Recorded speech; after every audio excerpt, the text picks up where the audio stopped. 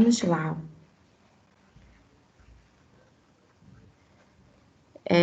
Se vocês não estiverem vendo a imagem, eu coloquei o slide da nossa aula de hoje. Se tiver com alguma dificuldade de ver, você sinaliza para mim pelo microfone, tá bom? Porque agora eu não estou vendo o chat por conta do slide que está aberto, a animação que está aberta. Então, vamos lá. Hoje a gente vai continuar falando de psicologia cognitiva, que é o assunto que a gente tem falado já há 3 aulas. É a área da psicologia que mais traz embasamento para a gente na área de educação.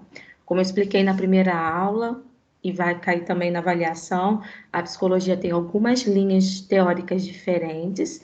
A gente já estudou sobre psicanálise e agora a gente está falando de psicologia cognitiva e a gente está explorando mais essa questão da psicologia cognitiva porque é a linha da psicologia que mais tem contribuição para a área de aprendizagem.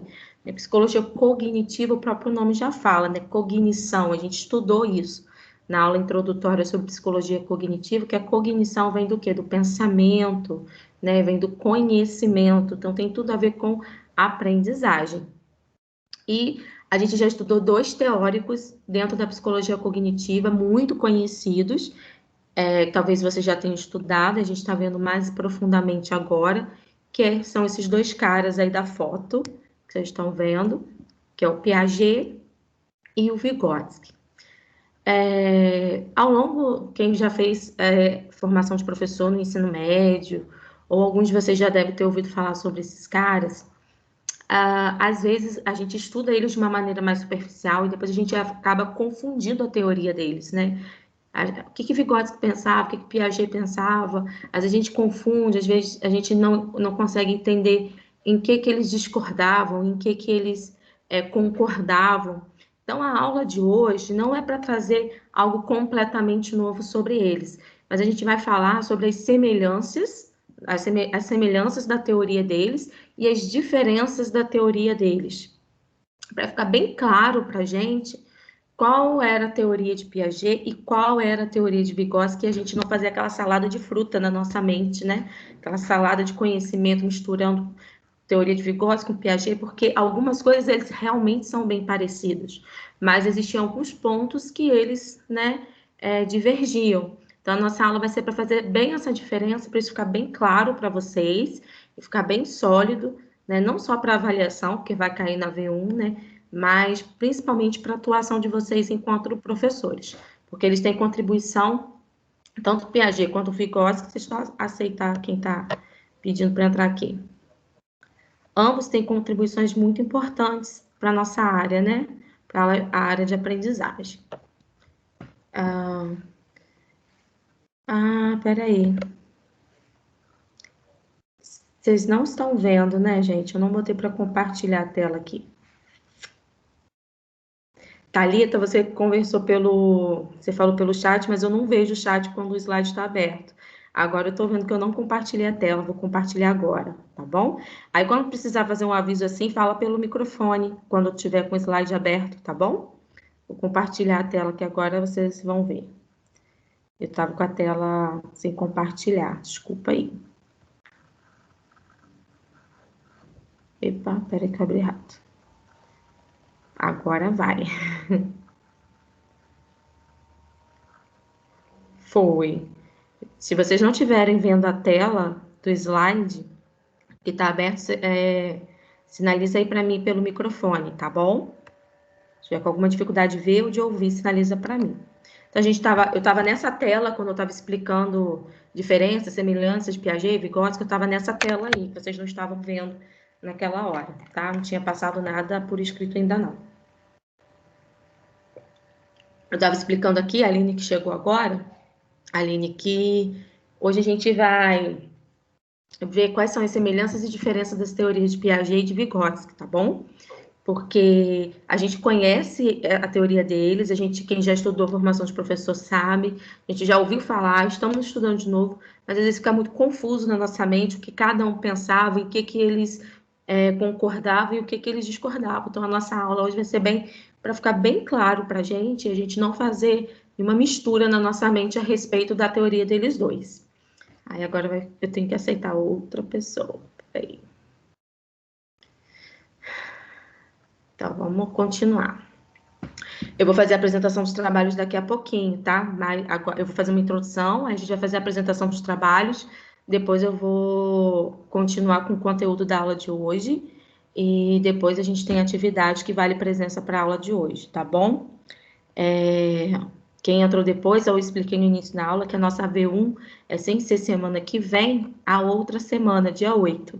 Então, hoje eu fecho o conteúdo com vocês da V1. Semana que vem eu vou fazer revisão com vocês, tá bom? E dia 8 a gente tem a nossa avaliação, certo? Então, vamos lá, vamos ver quais são as semelhanças e as diferenças das teorias de Piaget e de Vygotsky, para isso ficar bem claro, e a gente não confundir teórico. Quando a gente ouvir falar sobre uma coisa, a gente já ligar aquilo que a gente está ouvindo ao nome do teórico, né? Vamos lá. Piaget e Vygotsky, autores que pesquisaram desenvolvimento humano, então já aí a gente já vê uma semelhança entre eles. Ambos pesquisaram sobre o quê? Sobre desenvolvimento da pessoa, sobre o desenvolvimento da criança, desenvolvimento do ser humano. Eles nasceram no mesmo ano, não sei se vocês prestaram atenção quando eu dei aula separadamente. Teve um dia que eu falei de Piaget, outro dia eu falei de Vygotsky, eu falei da data de nascimento dos dois, né? E ambos nasceram no mesmo ano, então eles são, né, da mesma época. Os autores têm muito em comum em suas pesquisas. Piaget morreu muito depois de Vygotsky, que faleceu aos 36 anos de tuberculose. A gente falou sobre a morte cedo dele, né? Logo, Piaget só teve acesso às ideias de Vygotsky após sua morte. A gente viu na aula de Vygotsky que as ideias dele, as pesquisas dele, a teoria dele só vieram ser conhecidas muito depois que ele morreu. Então, Piaget era contemporâneo dele, mas só veio conhecer a teoria dele, o que ele pensava, muito depois que ele morreu, já que ele morreu muito novo. Ambos construtivistas, então aí tem outra semelhança. Então, quando vocês ouvem falar sobre construtivismo, essa escola aqui é construtivista, o que isso quer dizer? Eles são baseados nessas teorias de desenvolvimento humano, do Piaget, do Vygotsky, que falam que o ser humano constrói, construtivismo por isso, ele constrói o conhecimento não é algo dado, pronto por alguém, é algo construído na interação com o meio ambiente, com o meio que ele está. Então, os dois eram construtivistas e acreditavam que o conhecimento se dá por meio da interação do sujeito com o meio. Enfatizam, deixa eu só tirar aqui o... Epa! Tirar o negócio que está na minha frente. Enfatizam o fator biológico, e isso se deve à formação dos dois, pois Vygotsky é formado também em medicina e Piaget é biólogo. Então, a formação que eles tinham interferia também na teoria dele. Então, os dois falam do fator biológico, apesar deles terem uma visão diferente sobre esse fator, mas ambos vão enfatizar essa questão do fator biológico, e a gente vai ver a diferença disso daqui a pouco, que eu vou diferenciar bastante os dois, tá bom? Continuando. Pensemos em alguém que ainda não sabe escrever. E após suas aulas, esse indivíduo consegue aprender. Então, ele não sabia, teve aulas, aprendeu. Para Piaget, antes de aprender, esse indivíduo assimila, depois que aprende, esse indivíduo acomoda. Entre esse processo, temos o que Piaget chama de equilibração, segundo Davis Oliveira. Deixa eu só aceitar a pessoa que está pedindo aqui antes de eu entrar para o próximo slide. Gente, acabei de ouvir o barulhinho de alguém pedindo para entrar, mas parece que não. Vamos continuar lá, então. Então, para Piaget, uma pessoa não sabia escrever, teve aula, aprendeu. E nesse aprender, antes da aprendizagem se concretizar, significa que esse indivíduo ele assimilou a informação e depois que ele aprendeu, essa informação é acomodada. E entre o assimilar e o acomodar, aconteceu a equilibração. Porque ao assimilar, tem aquele primeiro impacto da pessoa com uma nova informação, um desequilíbrio. Lembra que a gente estudou isso no Piaget?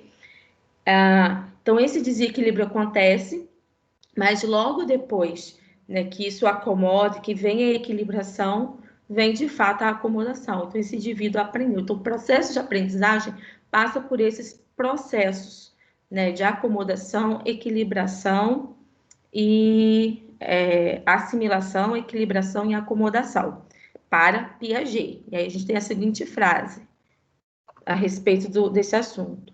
Dois mecanismos são acionados para acionar um novo estado de equilíbrio. O primeiro recebe o nome de assimilação. Então, o indivíduo se depara com uma informação nova, tem um desequilíbrio entre aquilo que ele já conhece e o que ele está conhecendo de novo. Então, para que haja o equilíbrio, o que vai acontecer primeiro? Uma assimilação, ele vai assimilar aquela informação.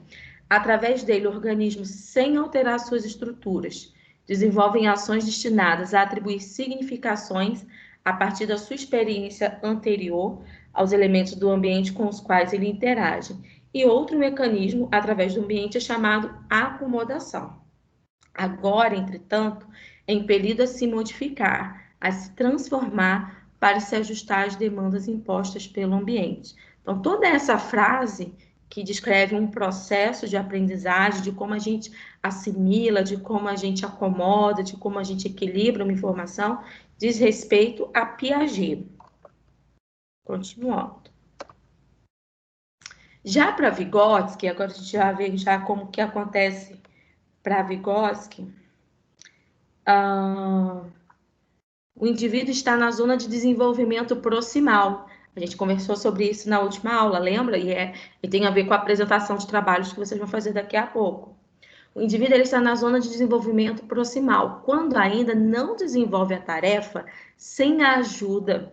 E quando aprender, ele estará na zona de desenvolvimento real. Lembra que conversamos sobre isso?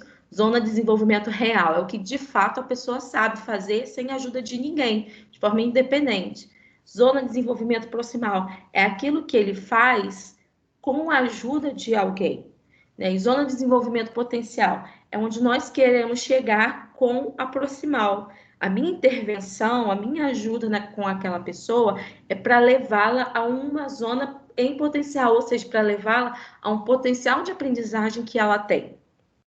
Percebemos que a aproximação das teorias facilita o entendimento desses dois autores. Em relação ao desenvolvimento, Piaget nos fala dos estágios e coloca uma possível idade para cada estágio. Lembra que a gente estudou sensório motor, operatório concreto e vimos lá todas as idades?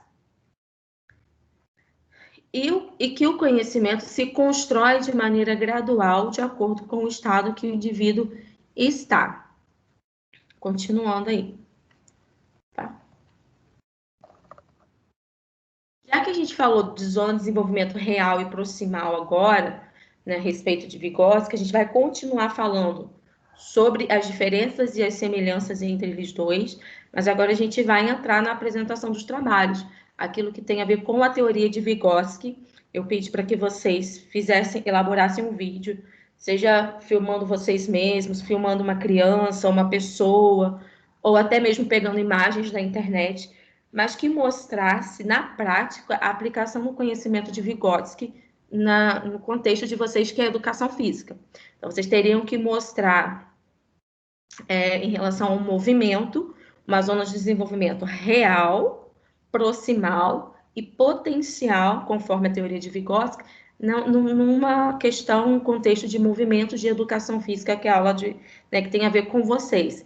Né, fazer vocês aplicarem a teoria na prática.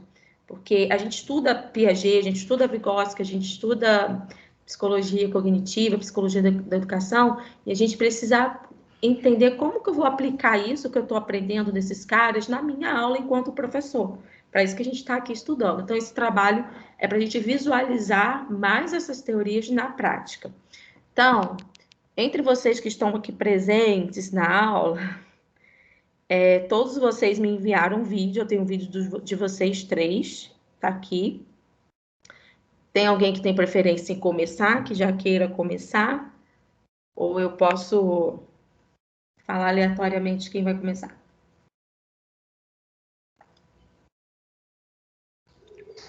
Então, vou falar, já que ninguém se pronunciou.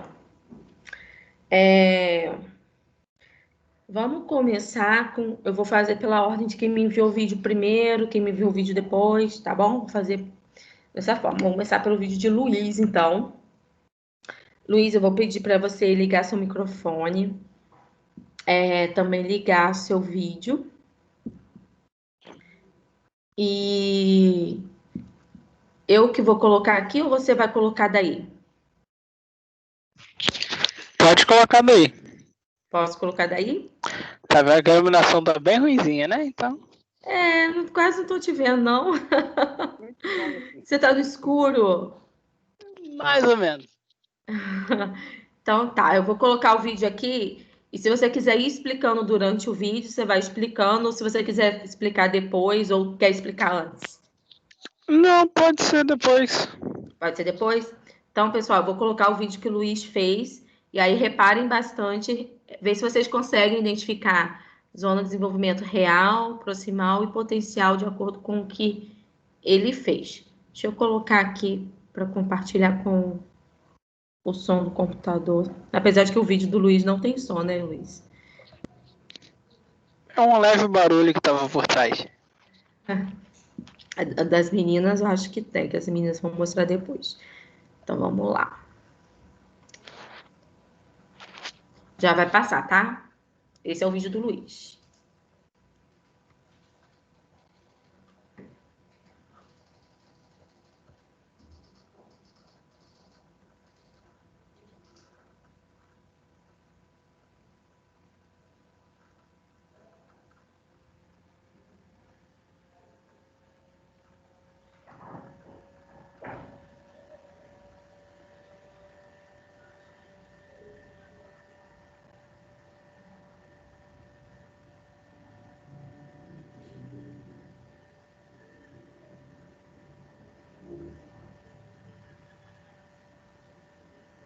Aí, acabou. Pode explicar, Luiz. Eu resolvi, para trabalhar com o meu primo, eu resolvi perguntar a ele o que ele tinha dificuldade de trabalhar. Aham. Aí ele me falou, eu não consigo quicar a bola e me deslocar. Falei, tá bom, então vamos trabalhar em cima disso.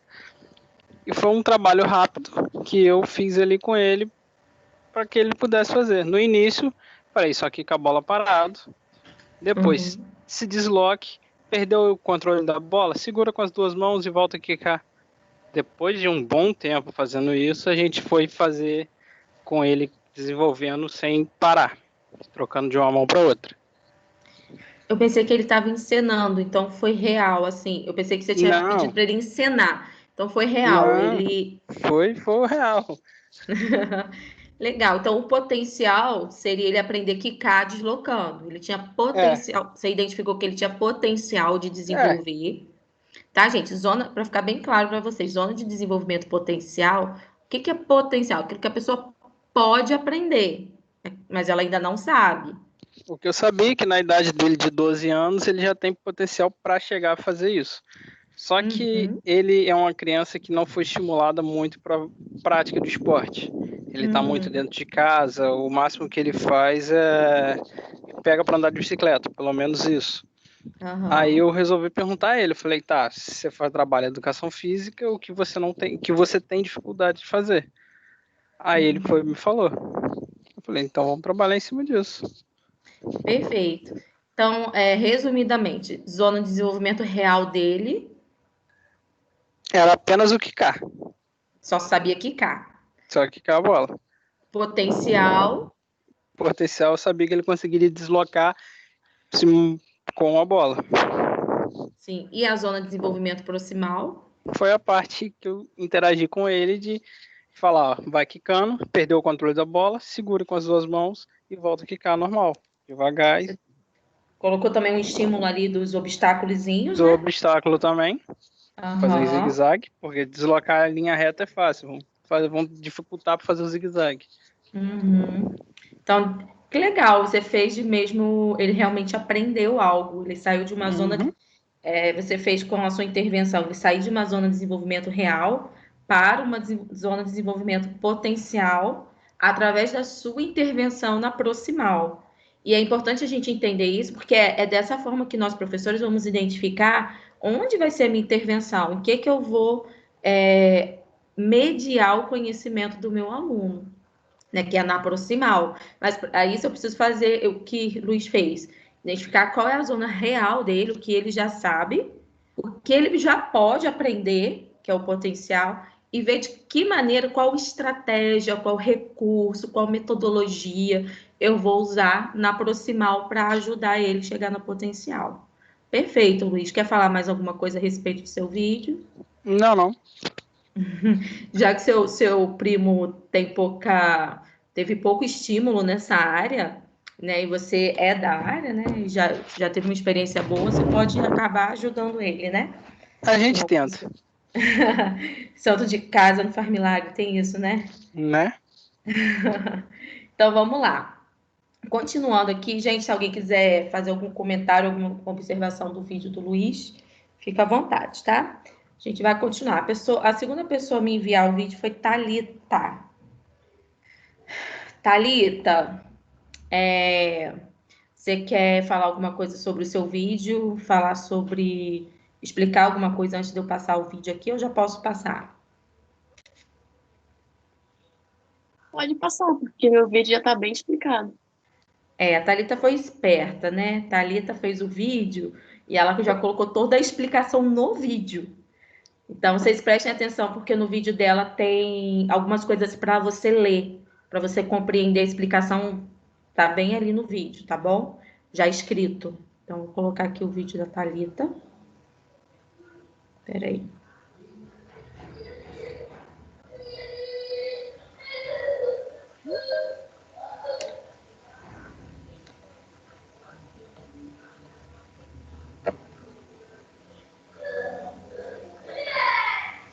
Se vocês estiverem com dificuldade de som, me falem, tá? Já coloquei. Apesar de que eu acho que de Thalita não tem som.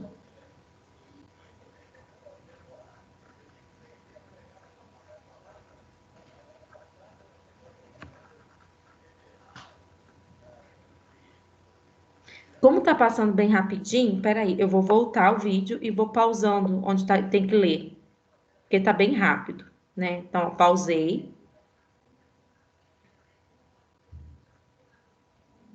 Vou continuar. Pausei de novo. ZDP é Zona de Desenvolvimento Proximal. Continuando.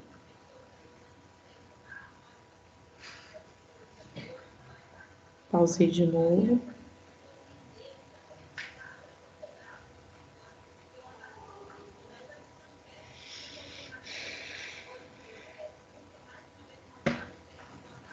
Continuando.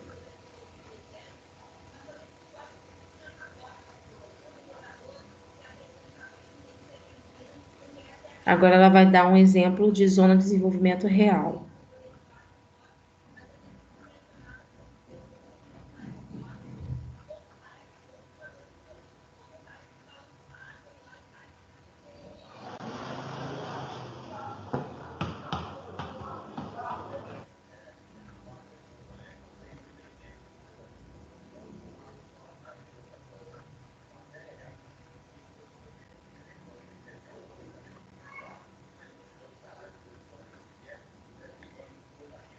Aí vou de novo.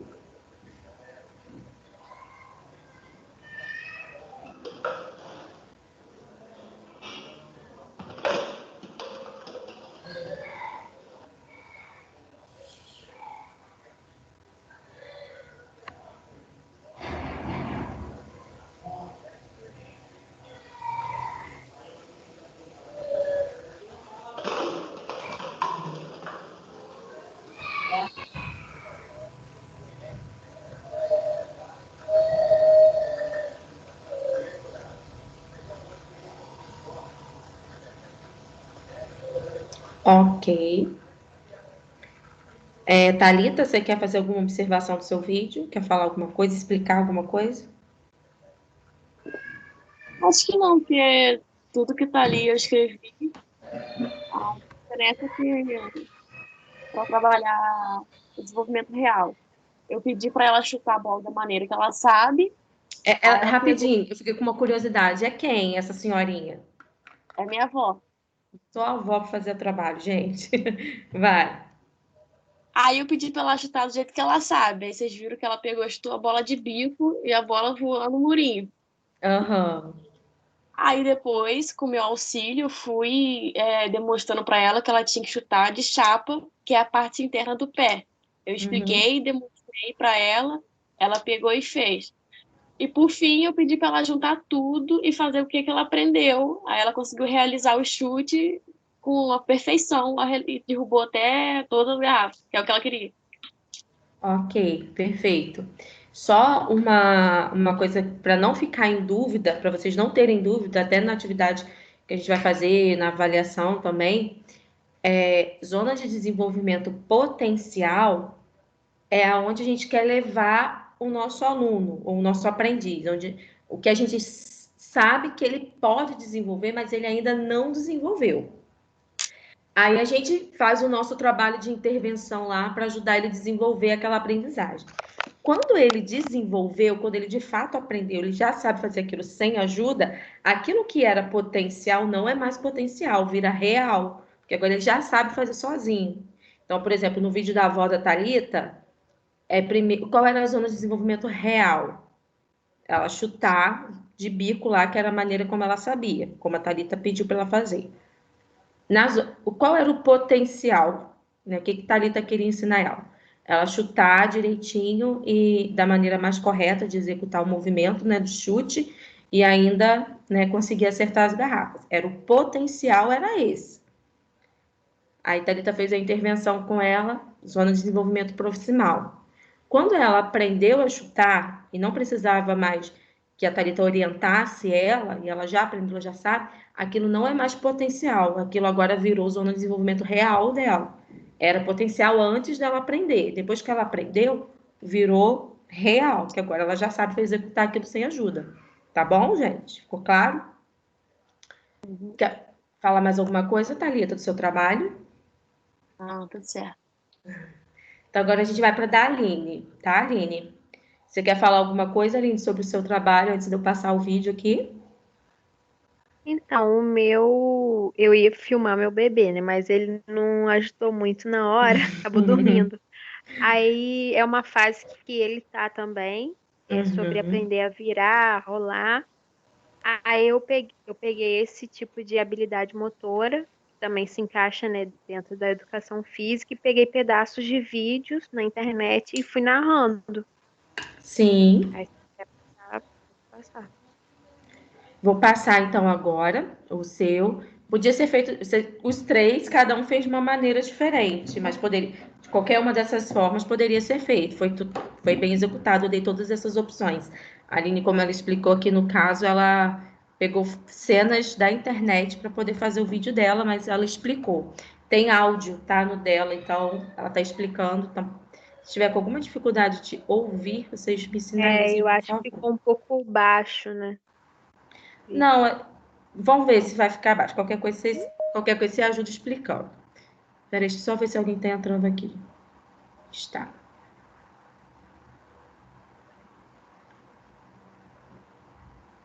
Vamos lá. Ih, entrei errado. Não, coisa errada. Aqui. Então preste atenção, gente, no vídeo da Aline. Zona de desenvolvimento segundo Vygotsky. A zona de desenvolvimento, segundo esse autor, fala sobre três zonas: a zona real, a zona proximal e a zona potencial. Vamos falar primeiro sobre a zona real. A zona real é aquela que a criança, o adolescente, o adulto já tem um conteúdo, uma coisa que existe, uma aprendizagem existente. Depois vem para proximal, que é por meio da mediação de algum ser humano, de alguém. Nesse momento do vídeo, a gente vê uma mãe que está intermediando para o filho para ajudar ele a virar, a rolar.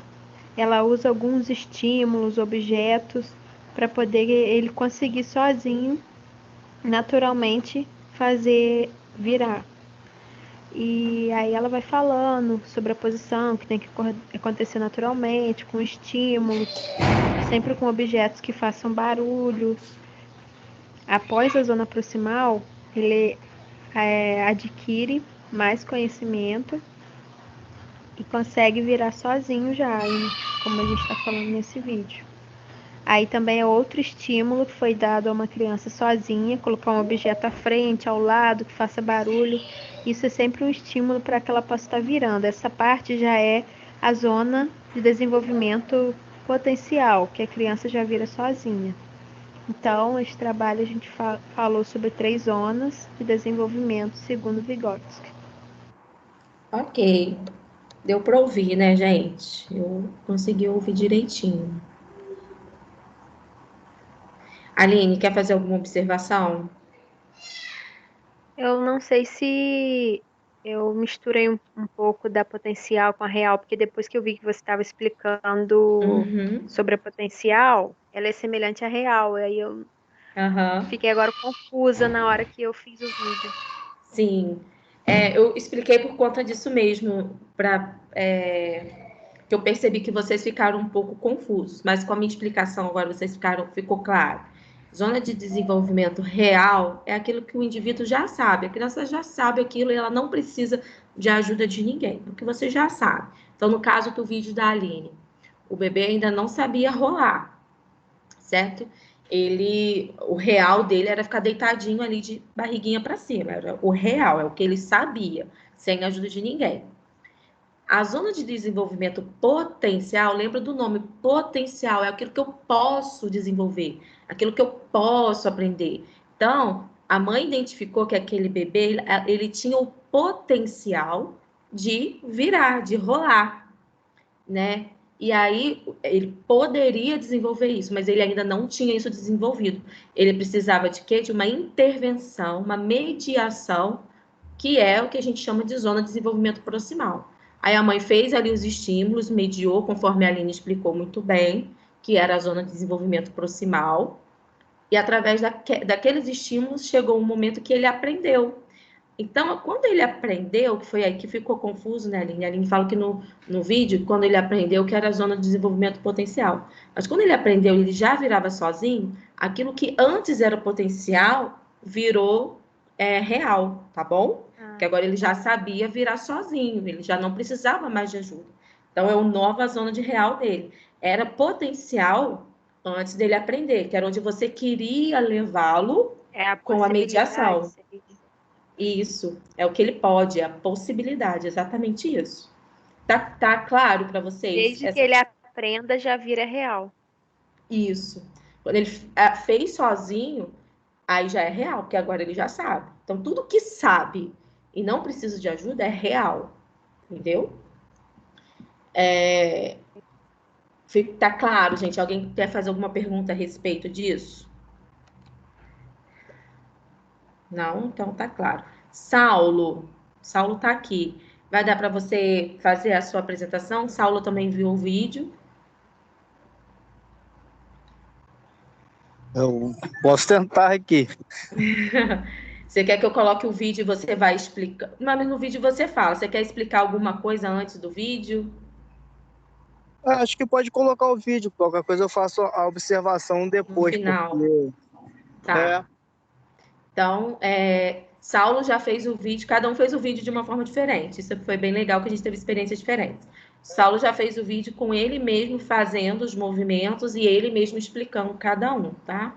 Vou colocar aqui, tem áudio dele também, então, se precisar, vocês colocam mais coordenando com volume. pressão.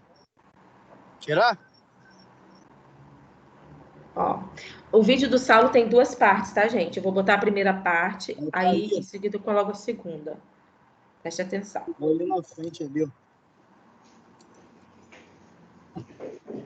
Boa noite. A ideia central aqui seria trabalhar a coordenação motora fina da criança e a noção espacial. Seria pedir à criança para poder pegar os objetos e colocar dentro desse pote. Então, a criança vai pensar as bolinhas de tamanhos diferentes, algumas mais fáceis, outras se tornam às vezes mais difíceis, tendo outros objetos, como uma pilha maior, uma pilha mais fina, e papéis colados papéis de várias formas. Vai fazer a mudança do recipiente, onde a criança vai colocar os objetos, passando para um recipiente menor, que ela vai ter que ter mais cuidado na hora de colocar o objeto nesse recipiente.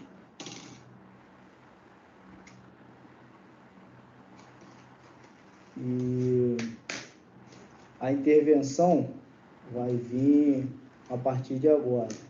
Qual vai ser a intervenção realizada? A criança vai ter que pegar esses objetos utilizando um pregador de roupa, no qual a criança vai ter que exercer uma força para abrir, fechar com o objeto dentro e soltar dentro do espaço do recipiente. Ela vai exercer a força, você vai ensinar a criança. Espera aí que eu vou botar a segunda parte, tá, gente? Continuação.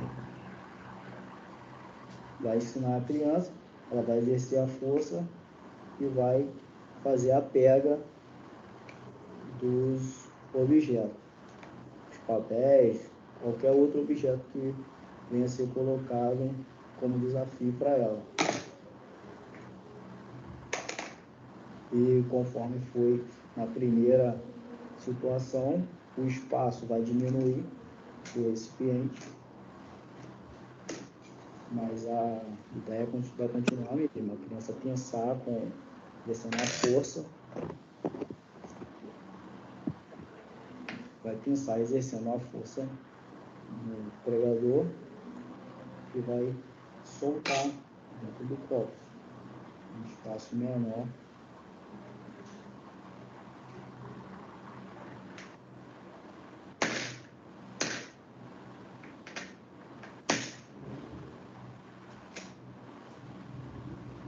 E assim, ela vai, como ela já tem uma coordenação motora fina, provavelmente já utiliza em casa, ela vai ser direcionada, através da intervenção, a exercer uma força sobre um objeto para pegar outro.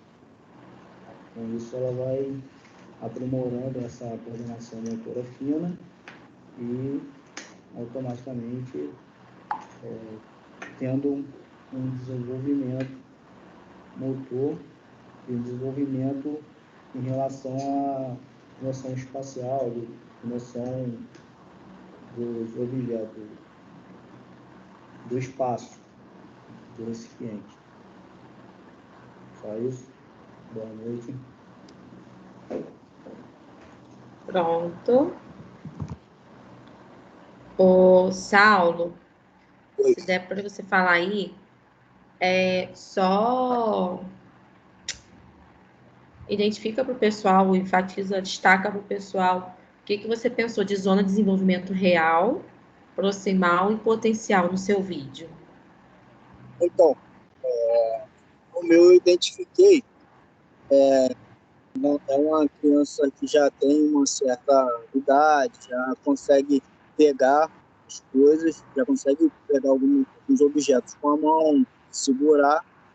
Aí ela tem essa noção de pegar e colocar num recipiente que tem um tamanho, tipo assim, adequado para aquela fase dela ali. Ela consegue pensar, fazer essa coordenação. O interventor vai fazer aí na zona real, né? Ela consegue fazer esses movimentos básicos, vamos dizer básicos assim. Básico, sem ser um desenvolvimento mais elaborado, né? Isso. Ela faz grosseiramente. É o geral. Aham. De forma geral. O interventor vai na zona proximal, vai avaliar, vai dar alguns meios para auxiliar essa criança a evoluir para um estágio a mais, que seria a parte do... Aí, posteriormente, vai dar alguns estímulos para essa criança chegar à próxima fase, que é onde eu coloquei a situação de fazer a pinça exercendo a força sobre um objeto, que é o pregador, o que vai fazer com que ela, além de já ter aquela percepção que ela já tinha no real, ela vai aprender a pensar com outra coisa, que ela vai ter que exercer a força no pregador, acho que eu falei isso no vídeo, e automaticamente pegar com ele, desfazer a força, porque se ela não fizer a força, o objeto não vai ficar preso no pregador e conduzir, né, até o recipiente. E como eu coloquei lá, pode ser um recipiente maior, ela tem mais facilidade, você pode diminuir conforme você vai tendo o retorno desse desenvolvimento, você pode criar outras formas de estimular, diminuindo o recipiente, por exemplo, foi o que eu coloquei lá, vai alcançando desse jeito o potencial, né? Que é essa zona do potencial, para começar a realizar uma coisa. Não sei se a palavra certa seria mais difícil, mas num estágio mais elevado. Tipo assim, aquilo que é interessante que você está trazendo, ver se é isso. Aquilo que antes era potencial, com estímulo, né, com a intervenção na zona de desenvolvimento proximal, virou real. E aí você vai trabalhar com um novo potencial. O que é aquilo que antes era potencial virou real, então agora eu preciso estimular mais para que agora ela tenha um novo potencial de desenvolvimento. É mais ou menos isso que você está falando. Isso. E Como se fosse a questão. Ela aprendeu a pensar, por exemplo, exercendo uma força sobre o pregador e colocando num recipiente que ainda tem um espaço maior. Então, ela pode soltar, de repente, em qualquer parte dele. Quando você diminui o recipiente, aí ela já aprendeu isso, você leva a um nível a mais, que é diminuir o recipiente para poder ela gerar mais controle para conseguir colocar, por exemplo, dentro do copo, que é bem menor do que o outro recipiente, o outro pote. Perfeito. Isso é importante, gente, a colocação do Saulo, que é assim que a gente vai trabalhar na sala de aula. Né? Então, a gente vê uma zona de desenvolvimento potencial do meu aluno, eu vejo o que ele pode aprender. Eu vi o real, o que ele sabe fazer sozinho, vejo o potencial, que é onde eu quero levar ele, né, a aprendizagem, e aí eu vou interferir, né, vou mediar isso entre a zona real e o potencial na proximal. E aí, quando ele aprende aquilo que era potencial, aquilo que ele podia, ele agora aprendeu a fazer, e aí a gente já deixou claro que quando ele aprendeu aquilo que era potencial antes, ele aprendeu a fazer sozinho, não é mais potencial, é real. Então, o que a gente vai fazer a partir daí? Identificar novas zonas de potencial. Onde mais agora, o que mais eu vou estimular para gerar novas aprendizagens, né? Que foi o que a ideia, o exemplo que o Saulo deu. Então, o potencial era aprimorar a pinça, né, o movimento de pinça do aluno. Aí fez isso no recipiente maior, onde ele não precisaria ter tanto controle como no recipiente menor. Ele aprendeu a fazer isso, a fazer fazer o movimento de pinça com o pregador ali no recipiente maior. Então, aquilo que era potencial antes virou real.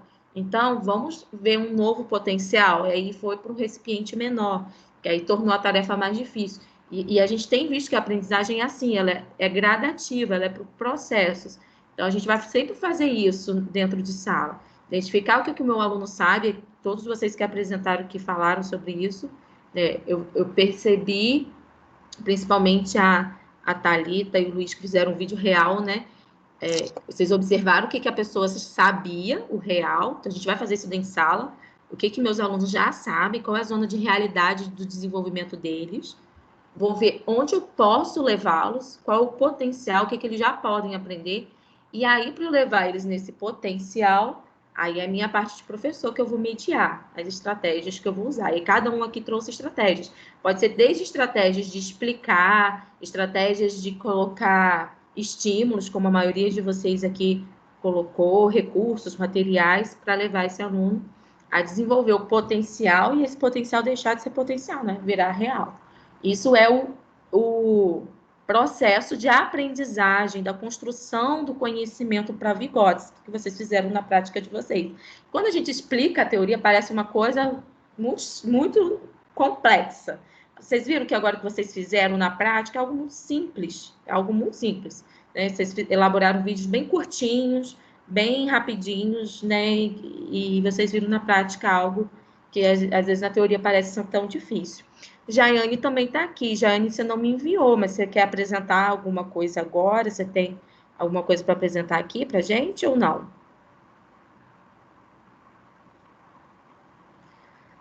Fala aí, Jaiane.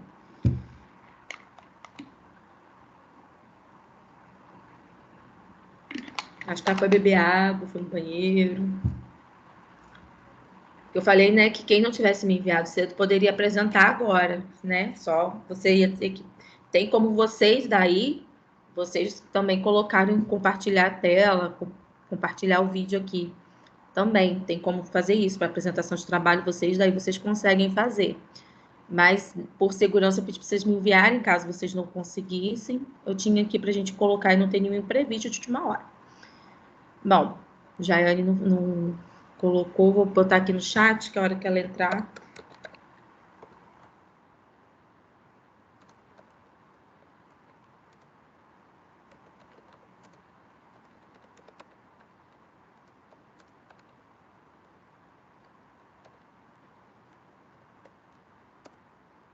E aí, gente, parabéns pelas apresentações, tá bom?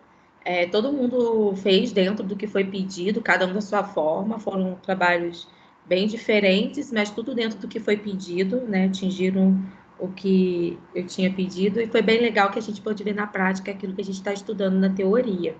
E aí a gente começou a apresentação desse trabalho agora, porque eu estava, antes da gente começar a apresentação, quem entrou depois, eu fiz uma introdução, a gente na nossa aula hoje, a gente está vendo as diferenças e as semelhanças entre Piaget e Vygotsky, né, que os dois são da teoria, são da psicologia cognitiva, os dois são construtivistas, os dois falam que que o indivíduo constrói o conhecimento através da interação com o meio, né? Vygotsky, que a gente viu até agora na prática, que interação é essa? Alguém mediando, né, o conhecimento, né, na zona proximal do indivíduo. Mas a gente, nessa aula de hoje, a gente vai deixar bem claro a gente está tentando deixar bem claro qual é a teoria de cada um, para que não fique na nossa cabeça uma mistura, né? Porque a gente, às vezes, estuda Piaget e Vygotsky de forma muito superficial, e às vezes a gente mistura o que um pensa, o que o outro pensa, a Vygotsky pensa assim, principalmente porque a teoria deles é parecida. Mas tem coisas que eles realmente concordam e tem coisas que eles divergem. Então, a gente vai continuar a aula agora, depois da apresentação que vocês fizeram, que foi sobre Vygotsky, vendo essas semelhanças, essas diferenças entre os dois, e no final a gente vai fazer uma atividade a respeito, tá? E é como eu falo sempre, se quiserem, anotem, tem um papel e caneta, porque vai ajudar vocês na hora da atividade no final. Semana que vem eu vou fazer revisão para a prova, e na outra semana, dia 8, já é a nossa avaliação, tá bom? Então, vamos continuar. Esse trabalho que vocês apresentaram hoje vale ponto, tá? É como se fosse a nossa atividade de desafio, beleza? Continuando de onde nós paramos a aula, nós paramos aqui na apresentação dos trabalhos sobre as zonas de Vygotsky. E aí, falam sobre a semelhança deles dois, e a gente vai falar agora do que eles têm em comum. Ó, depois de conhecer brevemente as teorias, tá com o slide aberto, tá, gente? Se alguém tiver com alguma dificuldade de ver, sinaliza aí para mim pelo microfone. Depois de conhecer brevemente as teorias de Piaget e Vygotsky, vamos compreender as principais semelhanças que são detectadas entre essas teorias. Então, preste atenção. Agora a gente vai falar do que eles têm em comum, o que eles concordam, o que tem na teoria de Piaget e o que tem também na teoria de Vygotsky, tá bom? Então, o que eles têm em comum? Primeiro, interesses. O interesse de pesquisa deles é semelhante. Então, a principal semelhança que encontramos refere-se tanto Piaget como Vygotsky, compartilham um grande interesse em estudar o desenvolvimento cognitivo das pessoas desde o momento que nascem. Então, ambos são do desenvolvimento humano, né? Eles estudam, eles pesquisam como vem o desenvolvimento da cognição, do conhecimento, tá? Como que o indivíduo conhece, como que ele aprende, como que ele descobre essa área ao longo da sua vida, né? Então, o desenvolvimento cognitivo, os dois têm isso em comum, tá? Desde quando o bebezinho nasce, eles têm esse interesse na pesquisa. Então, isso é semelhante neles dois, ok?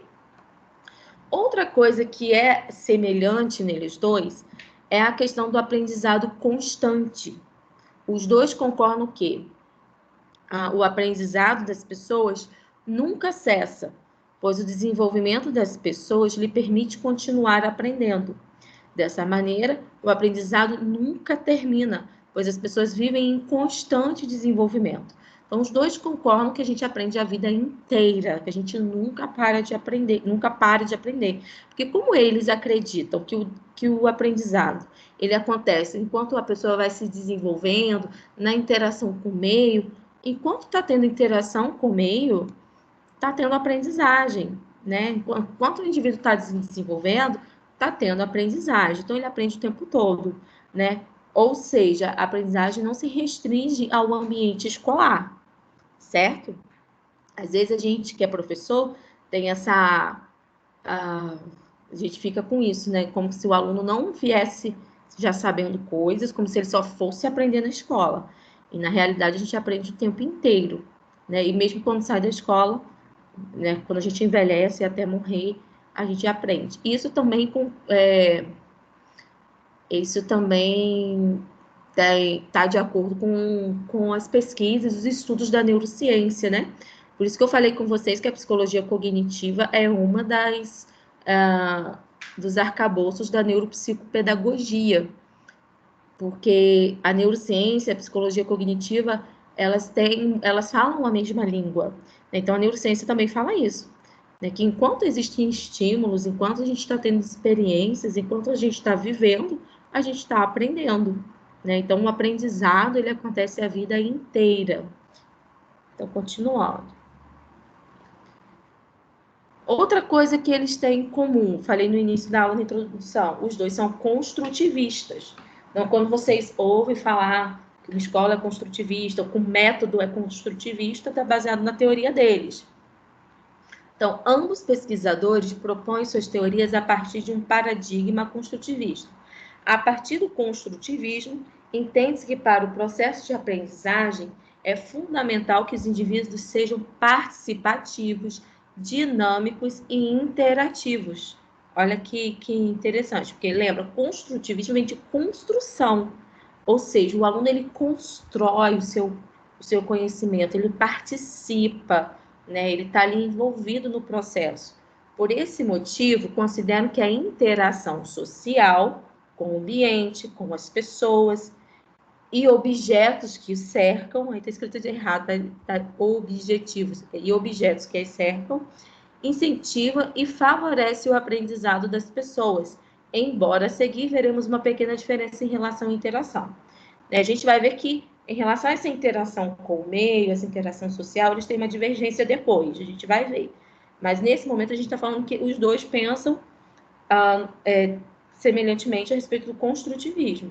O indivíduo aprende na interação com o meio. Eles vão ter uma divergência em como isso acontece, mas os dois concordam que é nessa interação social que a gente tem a nossa aprendizagem, certo? Continuando. Então, até aqui a gente viu as semelhanças, tá? O que que eles têm em comum. Agora a gente vai ver as divergências, né? O que a teoria de um não bate com a teoria do outro? A gente conseguir diferenciar bem um teórico do outro. Então, agora iremos compreender que essas teorias também tiveram suas divergências entre si. Vamos conhecer. Então, vamos lá. Diferenças entre eles dois. Primeira coisa que eles divergem. Um fala da ação individual, outro fala da interação. Como mencionamos anteriormente, ambos pesquisadores consideram que a interação social favorece o desenvolvimento das pessoas. A gente sabe que o indivíduo ele não vai se desenvolver, ser humano, sozinho. Nasceu o bebê e ficou lá. Assim, com outros animais, muitas vezes acontece. O animal nasce pequenininho e nasceu ele sozinho ali, instintivamente ele vai sobreviver, né? Nós, seres humanos, precisamos, né, da intervenção de outros para a gente poder sobreviver. Então, eles concordam que a interação social favorece o desenvolvimento. No entanto, dentro dessa semelhança, a gente encontra uma diferença. Primeiro, por um lado, Piaget considera que as crianças podem aprender de forma autônoma, sem necessidade de interagir, embora a interação possa favorecê-lo. Então, Piaget acredita que existe uma ação individual muito importante no aprendizado, que se o indivíduo ele tiver maduro biologicamente, ele já tiver as estruturas neurológicas, fisiológicas para aquela aprendizagem, ele consegue aprender de forma autônoma sem necessariamente que outra pessoa o ensine, simplesmente explorando o ambiente, vai ser na interação com o meio, porque vai ser explorando, vai ser mexendo nos objetos, vai ser manipulando objetos, que ele vai construir aquele conhecimento. Mas ele tem essa condição. É claro que ele diz que a interação vai favorecer, vai facilitar, vai potencializar essa aprendizagem. Mas ele tem um potencial de aprender de forma autônoma, desde que haja essa maturação biológica e haja essa interação com o meio, mesmo que não seja com pessoas. Já por outro lado, o segundo ponto aí, Vygotsky considera que para poder aprender, as crianças necessitam da interação com outras pessoas. Vygotsky já fala que se não tem interação com outros seres humanos, se não houver essa mediação, o indivíduo ele não vai aprender. Não existe essa ação individual. Então, é aí que eles divergem um pouco, apesar dos dois concordarem que se constrói o conhecimento na interação com o meio. O Piaget fala que existe uma possibilidade que o indivíduo tenha uma ação individual sobre o seu próprio conhecimento, e Piaget não acredita nisso, né? Ele coloca que a gente necessita muito do outro nessa aprendizagem. Essa foi a primeira divergência. E ainda dentro dessa primeira divergência está assim, ó. Assim, Piaget dá mais importância a ações individuais, entendendo as interações sociais como variáveis que influenciam no aprendizado.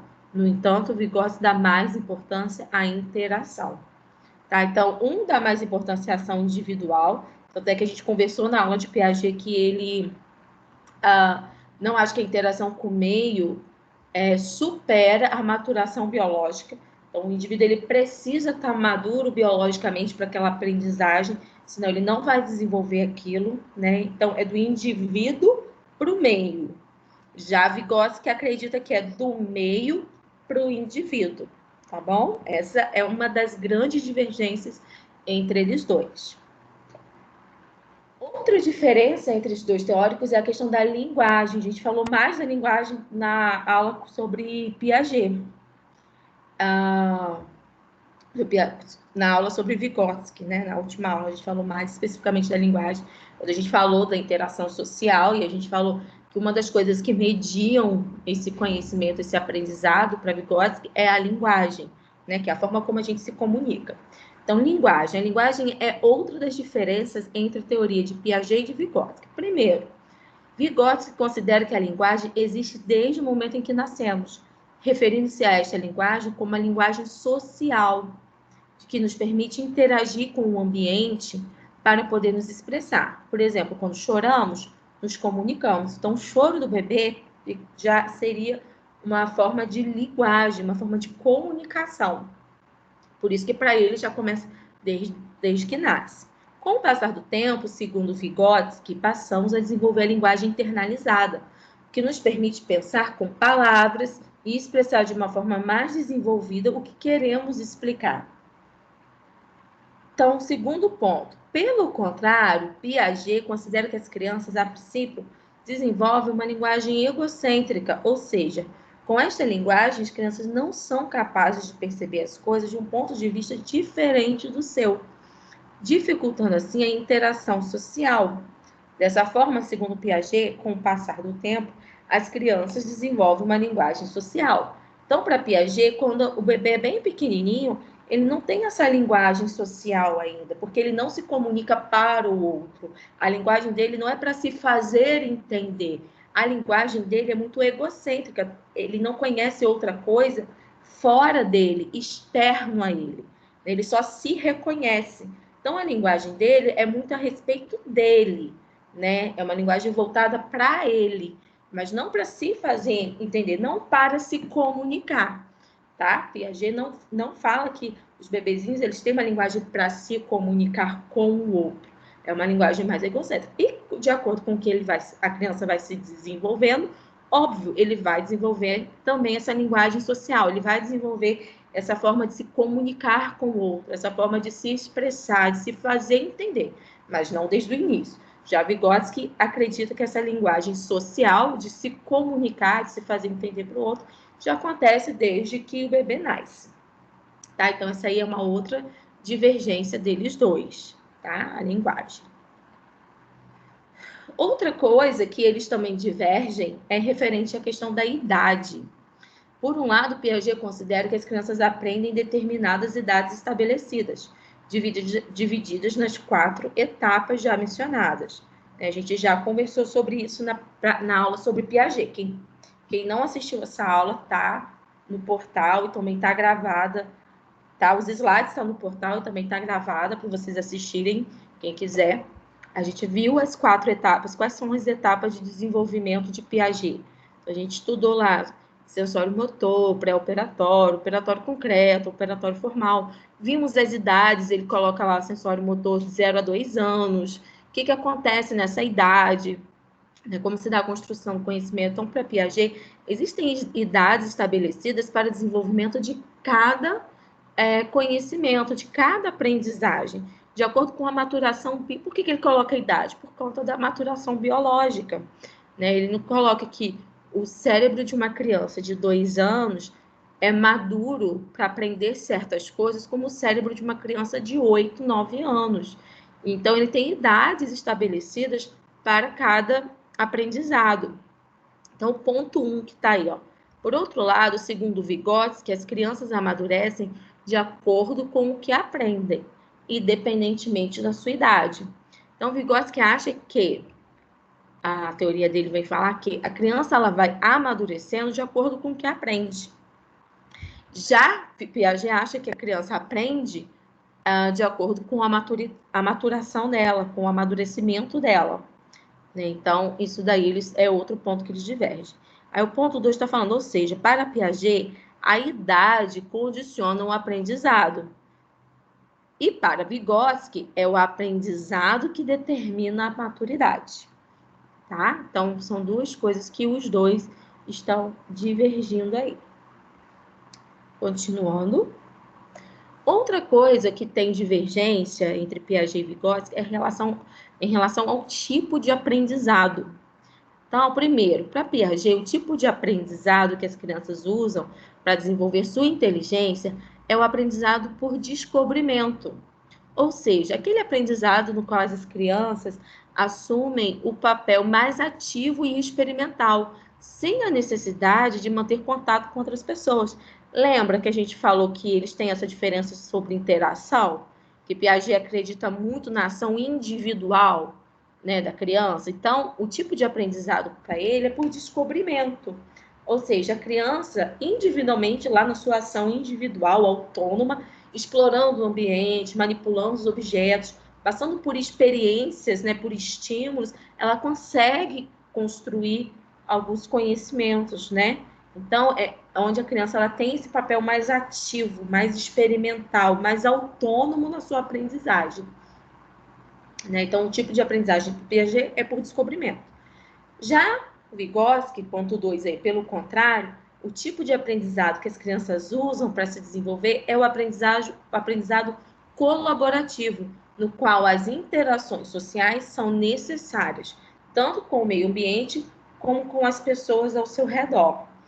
Então, para Vygotsky, não tem essa questão da ação individual. A criança precisa da colaboração de outras pessoas para que ela chegue a um determinado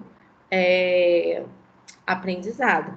Ela é mais dependente do outro para aprender, né? É como se excluísse a possibilidade da criança aprender sozinha. Tá? Então, tipo de aprendizado de Piaget por descobrimento, onde a criança manipula, passa por experiências, né? Experimenta coisas e descobre coisas, né? E aprende coisas numa ação individual. Para Vygotsky, aprendizado colaborativo, onde a criança ela depende da interação de outra pessoa para chegar a um determinado aprendizado. Então, essa é uma outra diferença deles. Deixa eu ver se acabou aqui. Acabou. Então, a gente viu nessa aula de hoje as semelhanças e as diferenças entre Piaget e Vygotsky, para que fique claro e a gente não confunda, a gente não faça uma salada na nossa cabeça a respeito dos dois teóricos e misture tudo. Então, para saber se vocês realmente entenderam, alguém tem dúvida? Alguém quer perguntar alguma coisa a respeito desses caras? Esse é o momento. Pode ligar o microfone, pode perguntar. Tá bem claro aí para vocês. E aí, no final, vocês vão fazer uma atividade agora. A gente vai encerrar a aula com essa atividade. Eu fiz uma aula mais curta, primeiro porque a gente ia ter apresentação dos trabalhos, né? Nem todo mundo apresentou. Nós temos uma turma, acho que de 9 pessoas, e tivemos 4 apresentações. Então, eu separei um tempo maior para a apresentação de trabalhos, caso todo mundo fosse apresentar. E agora a gente vai fazer também um trabalho, eu separei um tempo maior, ó, a gente vai fazer agora uma atividade, eu deixei também um tempo maior, porque são 10 questões que vocês vão fazer dessa vez. A atividade é um pouco maior, são 9, na realidade, né? Porque uma questão é perguntando o nome de vocês, então nem conta. E vocês vão responder essas 10 questões a respeito de Piaget e Vygotsky, né? Sobre as semelhanças e as diferenças que a gente acabou de ver, para ver se ficou bem claro para vocês essas diferenças e essas semelhanças. Então, vocês vão responder essas perguntas agora. Eu vou colocar o link, como vocês já estão acostumados. Só que só quem está aqui. Quem não está aqui agora online vai fazer o seguinte trabalho que está no último slide, né, da aula de hoje, no penúltimo, né, porque o último são as referências bibliográficas, como vocês estão vendo aí. Então, o penúltimo é o trabalho que está valendo presença para quem não está online aqui, que baseado na aula de hoje vai montar uma tabela de semelhanças entre Piaget e Vygotsky e outra tabela das diferenças entre eles dois. Vai montar 2 tabelas, uma de semelhanças e outra de diferenças entre esses 2 teóricos e vai me enviar por e-mail até quarta-feira. Este é o prazo da atividade de hoje, valendo presença para quem não estava aqui online. E quem está aqui online vai fazer agora a atividade, que eu vou colocar o link. Espera aí, que eu vou copiar o link e vou colocar no chat para vocês. Enquanto isso, alguém tem alguma pergunta?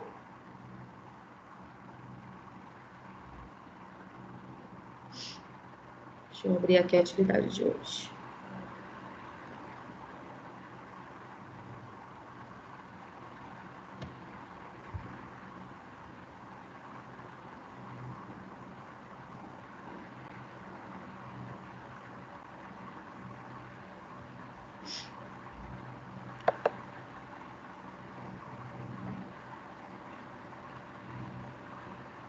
Ó, gente, o link da atividade de hoje está aí no chat, é só vocês clicarem, vocês vão ser direcionados lá no Forms. Quem terminar, pode sair da sala, que a gente vai encerrar a aula assim. E semana que vem a gente tem revisão para a AV1, tá? Então não deixem de estar na aula para a gente fazer a revisão, não, tá bom? Qualquer dúvida do trabalho, da atividade, eu estou aqui, pode perguntar.